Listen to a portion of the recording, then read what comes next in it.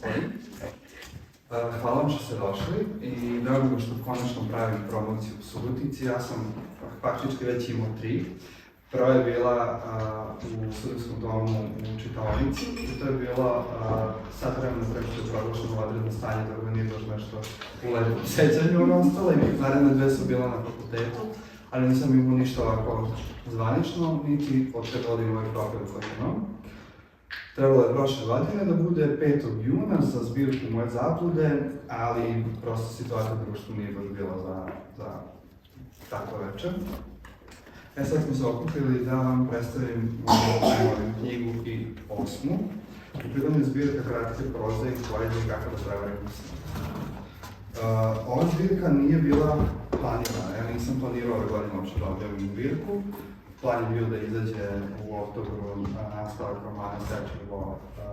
Međutim, u februaru, spletom nekih okolnosti, meni je imala baba i ja nisam znao gde da smestim ta prosto tužna i loša osjećanja koje imam u sebi, a nisam mogao da pišem taj nastavak koji sam planirao u svojoj glavi. I imao sam potrebu da sve to izbacim iz sebe, pa sam to sve stavio u ovu zbirku. Ali ova zbirka nije o tome kako je meni umrla baba, nego o tome koliko mi zapravo ne živimo i samo preživljamo, ubijamo neke stvari, a zapravo gubimo vreme na neke nebitne situacije. Pored toga o tome koliko zapravo ne živimo punim plućima i preživljavamo, odlučio sam se da pričam o nekim stvarima koje se ne tiču mene i mog života. Do sad u zbirkama oni su bili kao neki moji dnevnici, opisivao sam neka moja stanja, moje probleme, moju borbu sa samopovređivanjem, sa alkoholom, sa ocem koji imam problem sa alkoholom. Sad, ovaj put malo je neki iskorak i odlučio sam da pričam o stvarima koje mi se uopšte ne tiču i za neke stvari mogu da kažem hvala Bogu, nemam nikoga bliže koji ima te probleme. Jedna situacija je, pričam o majici koja ima sina sa paralizom i to mi je jako potresno i hteo sam nekako da skrenem pažnju na to da treba da pričamo i da se borimo za neka tuđa prava, čak i ako nama nisu potrebna i ne tiču nas se. Mnogo mi je važno da mi kao društvo pomognemo ovim roditeljima koji se bore za zakon staratelj negovatelj, tako da jedna priča ovde je upravo o tome. To je ono nekako što razdvaja ovu zbirku od svega prethodnog što sam radio, jer sam pričao baš o tim temama koje mene lično ne dotiču, ali ono što je važno da shvatimo da život može u sekundi da se preokrene i da bukvalno sutradan ovo bude nešto što nas se tiče, a mi nismo digli glas i nije došlo do promene, nego ćemo posle mi morati biti ti koji pravimo promene. Sad za početak bih vam pročitao uvod za ovu zbirku. Ova zbirka je drugačija od prethodnih. Ona je nastala najviše iz potrebe da preživim, a upravo je o tome. O životu bez življenja, o svakodnevnici koja nas izjeda, melje kao mašina. Ovo je zbirka koju sam morao napisati, ovo je zbirka koju sam morao pustiti u eter sa nadom da će mi neko nekad reći kako je osetio ove reči. Sa nadom da će me neko zagrliti i reći, nisi sam. Pisao sam da bih preživeo, ali da bih ojačao kada čujem da moja ovakva tuga nije izolovan slučaj. Pisao sam ove pesme i priče, jer je svaki atom mog bića morao verbalizovati sve ono što se dešava u mislima, u grudima, u stomaku. Tuga, nemoć i bes su igrali kolo po svašta ćelije ovog mog tela i kroz ovih 168 stranica to ćete i vidjeti. Prethodne 3 godine su mi bile preteške, a vama.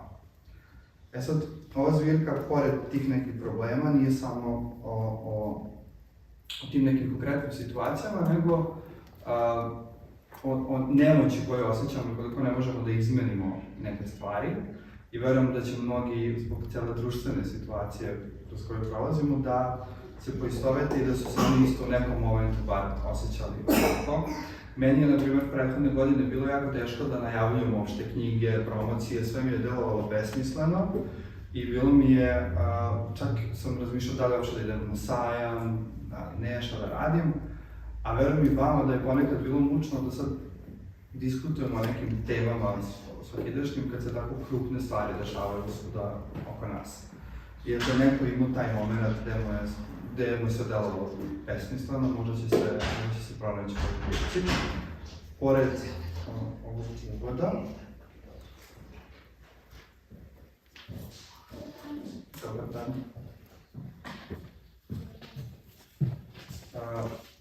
Hoću nam još jednu pesmu pročitamo, posle će da vi malo učestvujete u biranju šta ću čitati. Zove se Proleće dolazi. Proleće dolazi, ratovali, gladovali, tugovali, veselili se ili ne, proleće dolazi. A ovo od strane ljudi unakažena priroda se ipak budi. Proleće dolazi, onda kad samo poželi, da zna koliko je mnogima preko potrebno, možda bi zima kraće trajala. Proleće dolazi, u svoje vreme i po svojim pravilima. Prilagođava se haosu ekosistema koji smo mi ljudi unakazali. Proleće dolazi, nama koji ga napadamo, strah me da neka naredna generacija ne dočeka proleće kako mi je ostavljeno. Proleće možda ne dođe u nekim budućim decenijama kada stignu kazne svih ljudskih nemara sadašnjica, možda proleće ne bude imalo kome da dođe. Proleće dolazi, sve dok jednom ne dođe. Svi znamo šta se sve dešava oko nas, koliko se menjaju zakoni, koliko mi utičemo na tu neku sredinu u kojoj živimo. Onda mi je bilo bitno da spomenem i ovu temu, da nekako pričamo o tome koliko je do nas sve što se dešava i koliko malim nekim sitnicama možemo da promenimo to. A pored tih nekih, kažem, mračnih,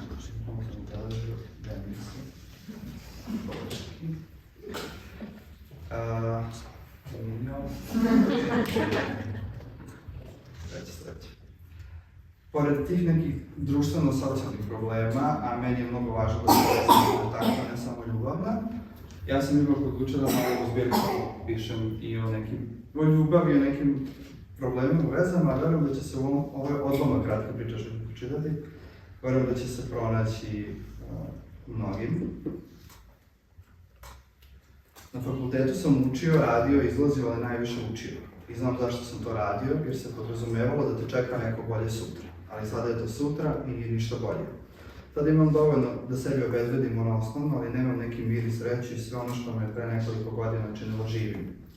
Upao sam u neki vrtlog monotonije, veoma mi je teško da se iščupam, ništa se ne dešava, baš ništa. Ponekad pomislim kako iznova živim isti dan i to sve sa Marijom me baš smara, nekako me guši. Očekuje previše od mene i izluđuje me što zahteva da joj čitam misli.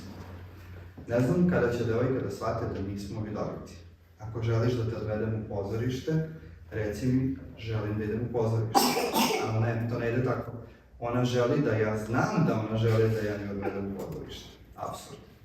Ne želim da ti tumačim želje, želim da mi kažeš. Ako nešto primetim sam, super, potrudit ću se ako mogu da to ispunim, ali ovo igranje igara zaista nije nešto što me loši. Ponekad imam utisak kao da mi postavlja zamke kako bih se upecao i posvađao sa njom, ponekad kao da želi da dođe do eskalacije, to uglavnom uvijek bude oko bezazlenih situacija. Prošle nedelje smo se posvađali zato što nisam pošećerio kafu.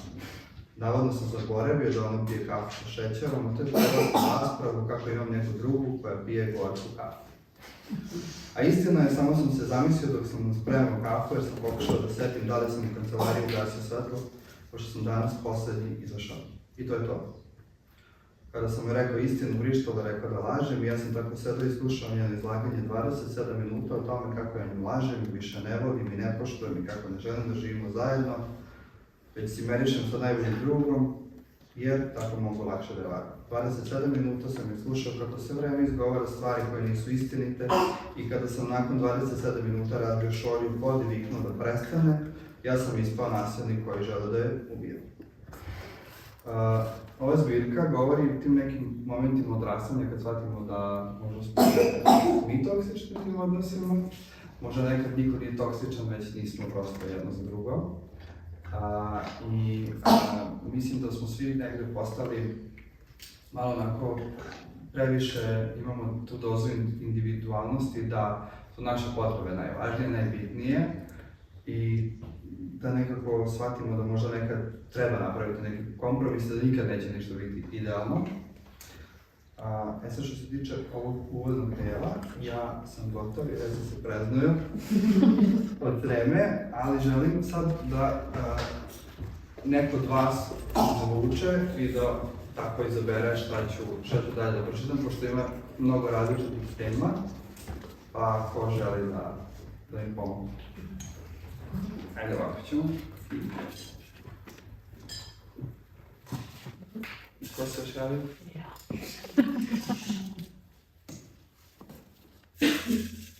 Pa ćete mi reći broj. To da mi je nešto dugo. Može li dela na ti prvo? Slabosti svaka. Što je bilo na rasporedu.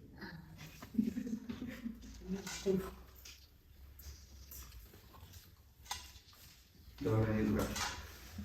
Slabost je snaga. Ima nešto u toj ženi, smeje se, iskreno je oči, ali dok se iskreno smeje, pogled joj je tužan. Vidim i tu borbu njenu, ona ponosno diže glavu i ruke su joj podignute, šaka je skupljena. Ali vidim da stoji na prstima kako bi dobila koji centimetar visine i moći i vidim da se vilica trese, ali to samo ako veoma dobro pogledaš. Ako i sam poznaš taj odbrambeni mehanizam kada najjače izgledaš, kad si najslabiji. Skriva ožiljke iz prethodnih bitki, ne znam da je slaba snaga koja donosi slobodu, a to je ono čemu najviše žuri. Što je duže posmatram, sve više shvatam, nju nije voleo onako kako je bilo neophodno sopstveni odraz iz ogledala. Ona je skup sopstvenih trauma koje su ljudi posejali unutar nje, nisu je shvatili, nisu ni probali, gledali su film bez tona, nisu slušali šta ima da poruči, pa je prestala da govori. Ko će to reći? Meni je krug 2. Nastavnik samo čita.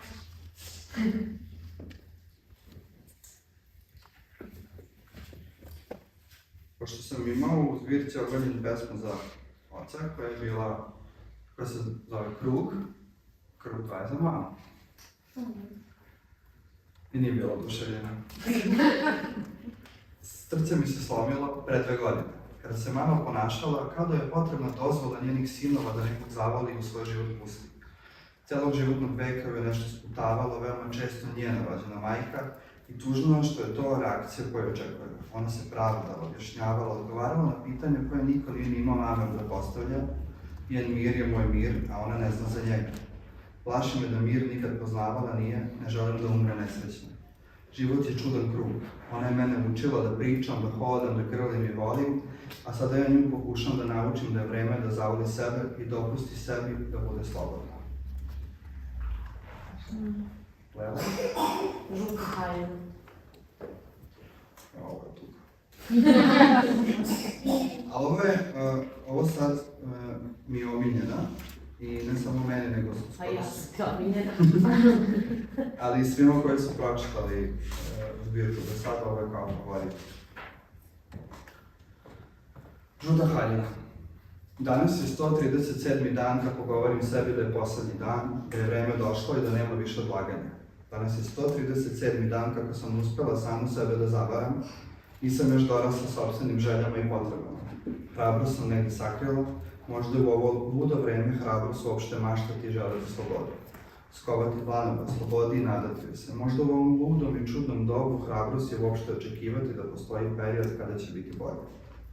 Kao mala, samo sam čekala i nadala se da u toku dana mamini i tatini glasovi ne idu u dvoboj. Svaka njihova svađa je lomila moje malo dečje srce dok su oni lomili predmete po kući. Ta želja mi se ostvarila, ali tako što je tata umro. I nisam mogla da je povučem nazad, niti da se nadam nekom drugačijem ishodu, njega nema pa nema, želja se ostvarila, više se nikada nisu posvađali. Tada nešto je puklo u meni i ja sam prestala da želim. Da nešto onako istinski želim i da se nečemu nadam, da nešto očekujem i da dajem svaki mogući postotak svog krhkog bića kako bi se to nešto i ostvarilo. Od tada me je plašila cena ostvarenja želja. Ništa nikada nije besplatno, sirotinja to najbolje zna. Odrastala sam u bedi, nematerijalnoj, ljubavnoj. Odrastala sam željna zagrljaja i posle idući kroz život, kada sam ih dobila, kada sam slušala kako me vole i šta bi se uradili za mene, ja sam grlila sve te ruke koje su me slagale, sve te ruke koje su mi lupale šamare, ja sam grlila i grlila i grlila, te dok mi ruke nisu otekle od grljenja, a ni tada nisam prestala. Na kraju dana ništa nisam očekivala za uzvrat, ničemu se nisam nadala. Znala sam da svako nadanje mnogo košta, svaka ljubav košta, Svaki gram pažnje skupo se plaća. Svaki privid ljubavi ima ogromnu cenu, a plati onaj koji misli da vidi ljubav. Svaki put sam je plaćala. I svaki put sam iznova pružala te ruke i prihvatala te mrvice čega god je bilo. Negde u podsvesti mislila sam mnogo mrvica će stvoriti nešto, ali nema ništa. Nema ničega. Imam 45 godina, srce slomljeno na hiljade parčevi, problem sa šećerom i loše izbojkan kosu. Eto šta imam. Živim sa čovjekom koga ne volim. Sada kada bi me neko pitao kako sam završila sa njim, nisam ni sigurna koji bi odgovor bio, šta sam videla na njemu, pa nisam ni gledala. Bio je tu. Bio je tu kada mi je bio potreban zagrljaj, bio je tu kada mi je bilo potrebno da neko bude sa mnom, samo da ne budem sama. Prosto, našao mi se. Nisam ništa gledala, osjetila sam. Osjetila sam prisustvo nekoga ko me do tad nije povredio i to mi je bilo dovoljno. To mi je bilo dovoljno da sve što jesam prestane da postoji i da sve što on poželi da budem, ja postanem. Našao me slomljenu, samnovenu od života, bez cilja, pravca i puta, slomljenu od nedostatka ambicije, slomljenu od svega što sam mogla biti, a nisam postala. Pritisak društva me je svakog dana sve više pritiskao. Napravila sam profile na društvenim mrežama i posle nekoliko dana sam poželjela da se ubijem. Tuđi životi su me ranjavali. Osjećala sam se nedovršeno, nevažno, nebitno. Svi su znali šta žele, svi su pronašli svoje hobije, postali najbolje moguće verzije sebe, govorili kako moram koristiti ove i one proizvode, kako moram posjetiti ta i ta mesta i moram probati tu i tu kafu i taj kolač. I što sam više slušala tu reč da nešto moram, ja sam više želela da ne moram ništa. Sve to me slamalo, pa sam u tog silnog moranja obrisala sve profile i više ništa nisam morala. Međutim, bila sam ranjena, slomljena, on me našao ubijena od života i sastavio. Sastavio me u ono što ja nikada nisam želela da budem. Kao da je pronašao polomljen tanjir i sastavio ga na taj način da je postao šolja. Tako se osjećam. Kao da mi je pomogao da postanem nešto što nikada nisam bila, niti sam želela da budem, a ja nisam ni mogla, niti stigla da kažem da to ne želim, jer istinski nikada u životu nisam ni znala šta želim, nikada ništa nisam ni želela. Možda nije bila dobra ideja da ovu priču stavim. Nikada nisam maštala o porodici, o venčanju, o poslu i snova, o putovanjima, garderobi, o bilo čemu. Ja sam samo bila nemi posmatrač svakodnevnice. Vreme je prolazilo, korak za mnom uz mene, nekada ispred mene, ja sam ga samo sledila. Bez ikakvog cilja, pravca i puta i eto tako se to desilo. Meni se čitav život desio zato što sam ja to dopustila. Kada je otac umro, a to se nije desilo zato što sam poželjela, već zato što njegovo telo više nije moglo da podnese toliko masne hrane i alkohola, čitavu svoju budućnost sam negdje zatvorila, čušnula i sakrila od same sebe. Tako sam živjela bez ikakvih planova, jer zapravo ja nikada nisam živjela. Nisam planirala šta ću da jedem, gde ću da idem, šta ću da radim. Sve tako bilo spontano, po osjećaju, prepuštenim slučaju, trenutkom se dešavalo. Jela sam šta sam imala u datom trenutku, menjala sam ljude sa kojima sam provodila vreme gotovo konstantno. Nikada nisam dovoljno vremena posvetila nekom da bi ga nazvala prijateljem. Menjala sam poslove i nikad nisam pronašla nešto u čemu sam dobra. Nešto što me pokreće i tik-tak, vreme je prolazilo. Kalendari sa zidova su se smenjivali, a jednom shvatam da imam skoro 45 godina i da nemam pojma gde su mi sve te godine prošle. Sedim na krevetu, gledam kroz prozor i dok planiram odlazak iz ovog stana, razmišljam šta ću poneti, koje ja to uspomene imam. Svaki fizički dokaz mog djetinjstva i mog postojanja se nalazi kod majke koju nisam dugo videla. U ovom stanu sve što imam nije moje, sve što jeste, to ne želim da bude. Sva garderoba koju navlačim ovu svoju ljušturu, to nije moja želja, sve mi je izabrao on. On me skrojio, ovo ti lepo stoji, ovo boja ti ističe plave oči, ovo ti ide super uz telo, ovo je idealno, ovo je super, ovo je top. Prelepa si ovome, prelepa si onome, ovo štiklo ti je previsoka, ipak ćemo ovo ti je previše otvoreno, ipak uzmi ovo. Gomila nekih reči mi se mota po glavi, sklapam ih u slike, vidim sve te scene kada stojim kao marioneta i pratim njegovog uputstva, ja nemam pojma koji je moj ukus, ja ne znam šta ja želim, šta volim. Pokušavam da se setim koja mi je omiljena boja i mislim da je ljubičasta, ali nisam više sigurna jer neki prizvuk u glavi govori da je to ipak žuta. Otvaram orman i pokušavam da obučem neki šablon. Da, nema ništa žuto. Sve boje su tamne, bordo, ljubičasta, siva, crvena, ništa žuto nema i odakle mi žuta. Nikad ništa žuto nisam obukla, ništa. A on horda uspomena preleće preko očiju kroz um kao stado divljih konja preko zelene planetske livade. 5. rođendan žuta haljina, prvi dan škole žuti ranac, mala natura žuta haljina, svetske petnice, hemijske olovke, sve je žuto i povraća mi se od žute boje, zašto je svuda u mojoj glavi, iscuriće mi kroz oči. Ja ne volim žuto. Ja ne volim žuto. Ja ne smijem da volim žuto. Slike pred očima, njegov glas otklanjao sobom, a nisi devojčica već odrasla žena, tebi više pristaje nešto ovako. Rukom mi pokazuje na bordo rolku i tamno sivu suku. Ne mogu da smirim grudi, srce hoće da vodi i izleti napolje, možda će pre ono izaći iz ovog stana nego što će ja skupiti hrabrost da ga napustim. Uzdah, izdah. Uzdah, izdah. Kao da su neke čini bile bačene, kao da sam živjela u nekoj magli ravnodušnosti i slepila, sada se razbistrio i sećanje samo naviru, sleću na mene i napadaju me kao da žele da me iskasape. Kako mi sećanja lete pred očima, tako po koži osjećam svrav i češem se. Češem ovu ljušturu kao da hoću da je probijem, da sve ono što sam sakrila u sebi izađe napolje. Češem se, ali ne vredi, ne mogu, koža ne puca, a sećanja naviru. Ne radi se to tako, ne stoji ti ta boja ruža, majica ima prevelike dekolte, suknje prekratka, šminka ti je pretamna, zašto si stavila tako jako rumenilo, kakvu to muziku slušaš da mora tako glasno, ne volim taj žanr, ti filmovi su glupi, ne volim to tako, ne volim to, ne volim to tako, ne voliš to tako. Kao da je zamatnuo magičnim štapićem, ja nisam bila ja. Postala sam sve ono u šta me on pretvorio, gledam sve u ovom stanu i shvatam da ovdje nema ni trunka mene, iako ni sama ne znam šta sam, znam da ovo nisam. Možda je hrabrost želeti da želiš. A želim sada po prvi put posle čitavog života neživljenja želim da živim. Da te tamne boje oko mene ne izjedaju, sve iz ormana bacam na krevet, sve je tamno, tmurno, gadno, tužno. Otvaram prozor i svu tu garderobu bacam napolje. Sad tek shvatam proleće uveliko počelo. Velim kako garderoba leti sa 12. sprata i shvatam koliko sam pogrešila što sam je bacila, umjesto negdje donirala. Misao o doniranju nestaje jer u ovom činu ima nešto toliko oslobađajuće. Sve leti i gledam kako dodiruje travu. Nadam se da će pronaći novi dom i doći do tela kojima je potrebnija. Sve što imam i želim da ponesem staje u jednu torbu. Mobilni telefon, punjač, paljač, pakao cigareta, četkica za zube, tablete i kesa sa važnim dokumentima. Ništa više mi ne treba. Na frižider magnetom kačim papir na kom piše: izvini, ali nisam ovo ja, iluzija je prošla, ne zovi me, ne piši mi, samo me pusti. Naravno da će zvati, naravno da će pisati, neću se javiti. Izlazim iz stana, zaključavam i ostavljam ključ ispod otirača, više mi nikada neće biti potreban. Ne čekam lift, već koračam stepenik po stepenik. Puštam se polako do novog života, svaki korak boli, plačam, ali tiho.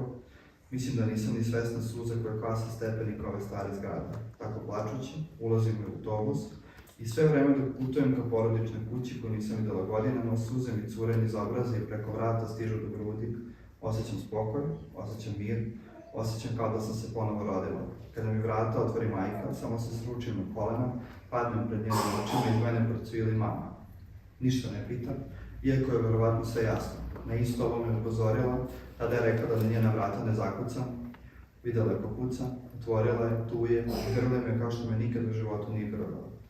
Nemam pojma šta ću sada, nemam pojma kako život počinje u 45. i da li je to uopšte moguće. Žuta haljina koju sam malo prekupila mi govori da možda neka nada i postoji, nisam sigurna, ali jedno znam. Juče je bio 137. dan kako sam rekla sebi da je posljednji dan, da ću se sutra probuditi u nekom drugom krevetu. Ne pamtim kad sam bolje spavala. Sve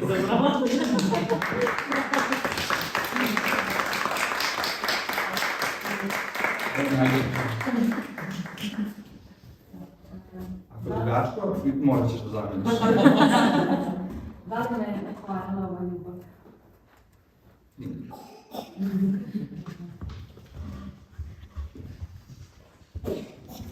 to dugačko?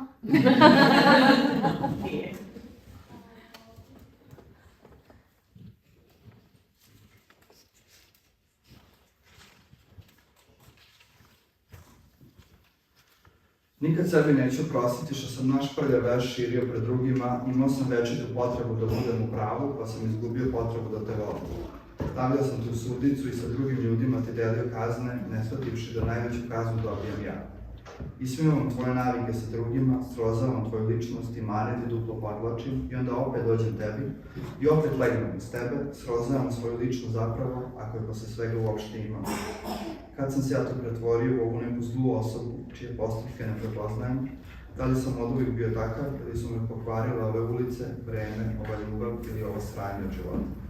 Treba mi odgovor, lakše ću dalje kad znam šta je, kad znam šta nije. dosta čitanje. Bilo mi je jako teško da smislim neki koncept za uopšte predstavljanje ove zbirke, zato što ima toliko raznolikih tema i ne mogu jednu da izbojim, svaka priča je za sebe. I nažalost, mnogi mogu da se i pronađu u ovim redovima. Ako ne lično sebe, sigurno nekoga iz okruženja.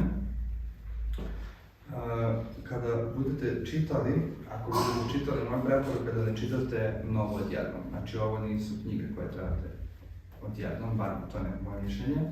Jer juče na promociji je Dragana koja je vodila sa mnom promociju rekla da je previše pesimistična, ali ja se ne bih složio previše realno. Znači, ništa ovdje nije previše tužno, samo je to prosto realnost koju živimo i treba da se pomirimo sa nekim stvarima, ali isto tako da imamo tu neku nadu da će ipak nešto nekad biti bolje i da je zapravo mnogo toga do nas, da li ćemo mi dopustiti to ili ćemo nekako se izboriti. Pošto ja u mojim knjigama crnim svoju porodicu, to je već poznato, ovaj put su brat i mama na tapetu i upravo to poenta ove kratkog proznog teksta o bratu, to neću da čitam, ali ko bude čitao vidjet će. Želeo sam nekako da, iako je sve možda tužno, mužno, da nakon čitanja imate neku nadu na kraju. I to mi je bila ideja iz ove korice. Inače nisam objašnjavao zašto ove, ali sad ću vama. Ideja je bila da bude mrak, da bude tamno, ali da ima neki moment nade. I onda je dizajner otkrio da cvet trešnje zapravo je neki simbol nade. Nismo hteli da bude ništa očigledno, ali smo hteli da ljudi kada je uzmu imaju taj moment i osjećaj. Tako da to ono što bih volao da nakon čitanja doživite, da se osjetite možda bolje, da niste sami i da niste jedini u tom nekom svom problemu. Ono što možda mnogi će, možda ne od vas, ali imate sigurno nekoga koji ima sličnu situaciju. Na primjer, pratite pažnju na kratku priču Jalovi, jer govori o paru koji ne želi da ima decu. A društvo ih pritiska da bi trebalo, da bi moralo da će se pokajati. To mi je isto jedna bitna tema. I mislim da treba više da se priča o tome, a da se manje postavljaju možda neprijatna i neprimerena pitanja. Sad ja, zašto sam odlučio da vodim sam program? Uglavnom ima neki moderator, ja imam ogromnu tremu pred javnim nastupom i vreme je da to iskorenim, tako da sam od decembra vodio promociju sam, upravo zbog toga da onako prevazićem taj strah. Nisam još prevazišao, nadam se da hoću s nekim narednim promocijama. I ako ima neka pitanja, možete sad, ako za uvek čutite. Stefan, je li bilo okej? Pitanje. Ajde. Hoću da uzmem sve knjige. Može? U jednom intervjuu Andris kaže da nijedan od njegovih likova suštinski nije izmišljen. To su svi ljudi ili spojevi ljudi koje on poznava. Da li je ženski lik iz Žute haljine izmišljen lik ili je neko koga bi u nekom mozaiku ti mogao da sklopiš? Izmišljen. I to je bila i prva kratka priča koju sam ja napisao ikada. Ali ne znam niko ko se osjeća ili ko mi je rekao da se osjeća ovako neostvareno u tim godinama, ali ostale priče jesu o nekom iz okruženja, prijatelji, porodice i sl. Ali ta konkretno ne, ali u ostali možete prepoznati neke ljude iz mog života.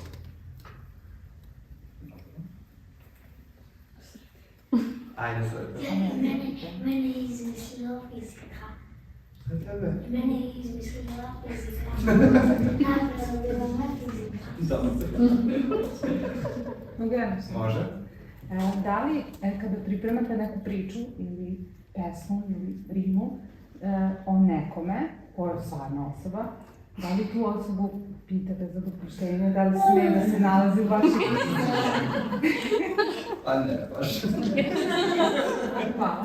Mislim, sad prvi put jesam, pitao sam mamu i brata, Ali više je to bilo retoričko pitanje, ja bih samo postavio to, dao sam im taj osjećaj da mogu da biraju.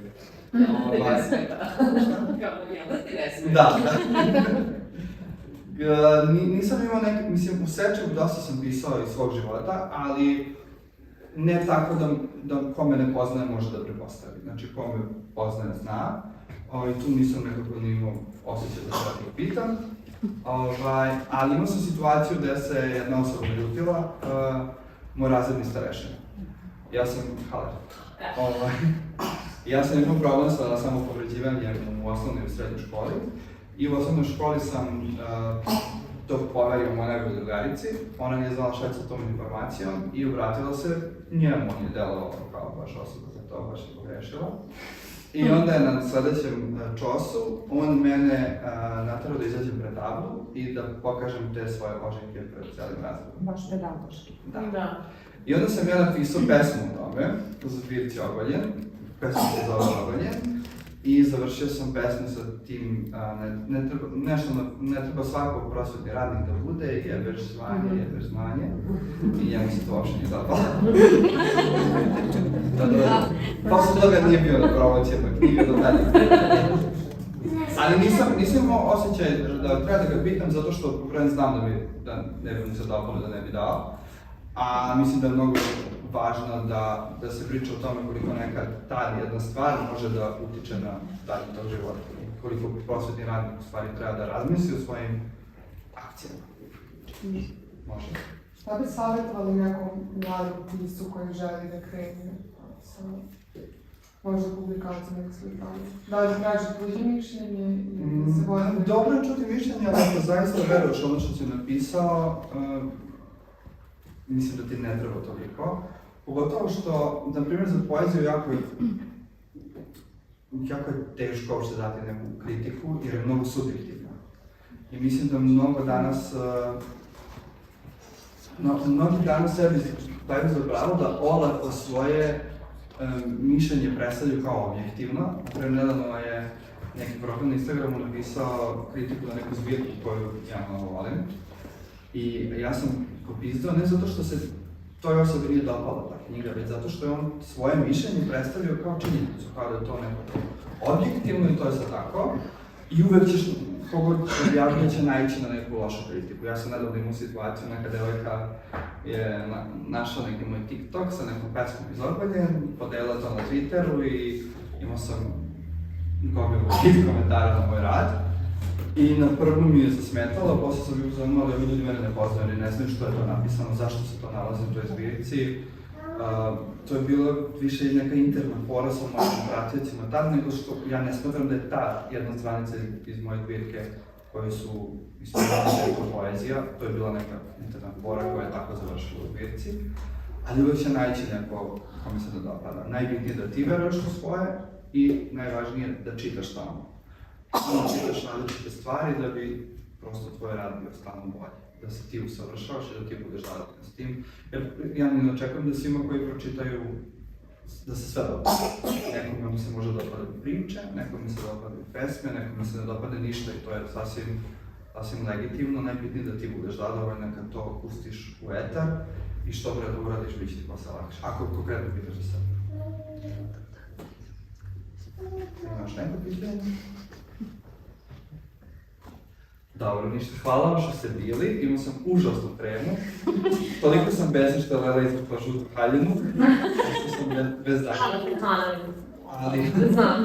Ali nadam se da vam je bilo lepo, da sam malo bolje približio o čemu se radi ovde, iako ima gomilu tema koja nisam ni uspeo da spomenem, pa da tako sa kratkim pričama ne možeš. Nisu grupisane, nemaju neku, stvari, jedino što im je donekle zajedničko je taj neki sistem koji ne odgovara, ali suštinski nemaju neku jasnu celinu, uglavnom kratke priče imaju...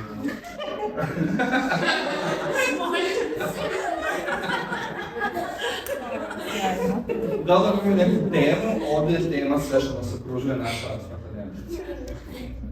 Tako da to je to.